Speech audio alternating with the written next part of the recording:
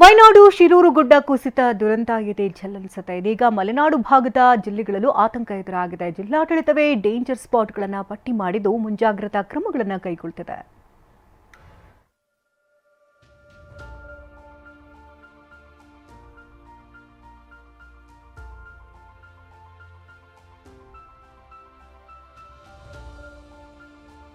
ಗುಡ್ಡಗಳು ಕುಸಿಯುತ್ತಿವೆ, ರಸ್ತೆಯು ಬಾಯ್ತೆರೆಯುತ್ತಿವೆ. ಮಳೆಗಾಲ ಮುಗಿಯುವಷ್ಟರಲ್ಲಿ ಏನಾಗುತ್ತೋ ಹೇಳಕ್ಕಾಗಲ್ಲ. ಯಾಕಂದ್ರೆ ಚಿಕ್ಕಮಗಳೂರು ಜಿಲ್ಲಾಡಳಿತವೇ 88 ಡೇಂಜರ್ ಸ್ಪಾಟ್ಗಳನ್ನು ಗುರುತು ಮಾಡಿದೆ. 88 ಡೇಂಜರ್ ಸ್ಥಳಗಳನ್ನು ಗುರುತಿಸಿದ ಚಿಕ್ಕಮಗಳೂರು ಜಿಲ್ಲಾಡಳಿತ ಜಿಯೋಲಾಜಿಕಲ್ ಸರ್ವೆ ಆಫ್ ಇಂಡಿಯಾ ತಂಡದಿಂದ ಸರ್ವೆ.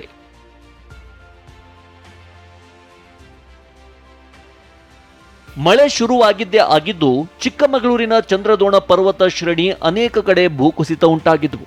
ಹೀಗಾಗಿ ಚಿಕ್ಕಮಗಳೂರು, ಶೃಂಗೇರಿ, ಕಳಸ, ಮೂಡಿಗೆರೆ ಹಾಗೂ ಕೊಪ್ಪ ತಾಲೂಕಿನ 88 ಪ್ರದೇಶಗಳಲ್ಲಿನ ಅಪಾಯಕಾರಿ ಪ್ರದೇಶಗಳನ್ನು ಜಿಲ್ಲಾಡಳಿತ ಪತ್ತೆ ಹಚ್ಚಿದೆ.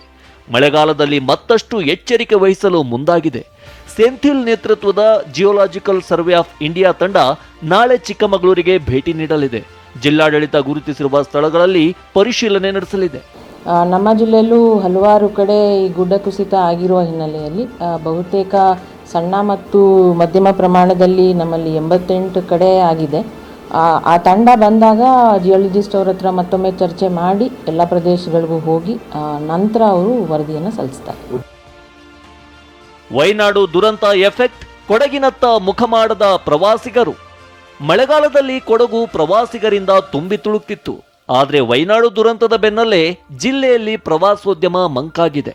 ಬೆಟ್ಟ ಗುಡ್ಡಗಳ ಬಳಿ ಇರುವ ಹೋಮ್ ಸ್ಟೇ, ರೆಸಾರ್ಟ್ಗಳತ್ತ ಬರಲು ಪ್ರವಾಸಿಗರು ಹಿಂದೇಟು ಹಾಕ್ತಿದ್ದಾರೆ.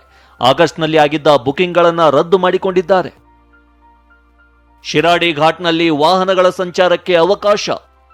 ಹಾಸನ ಜಿಲ್ಲೆ ಸಕಲೇಶ್ಪುರದ ದೊಡ್ಡ ತಪ್ಪಲು ಬಳಿ ಗುಡ್ಡ ಕುಸಿದು ಶಿರಾಡಿ ಘಾಟ್ ರಸ್ತೆ ಬಂದಾಗಿತ್ತು. ಇದೀಗ ಮಣ್ಣು ತೆರವು ಮಾಡಿದ್ದು ದಿನದ 24 ಗಂಟೆ ಎಲ್ಲಾ ರೀತಿಯ ವಾಹನಗಳ ಸಂಚಾರಕ್ಕೆ ಜಿಲ್ಲಾಡಳಿತ ಅನುಮತಿ ನೀಡಿದೆ.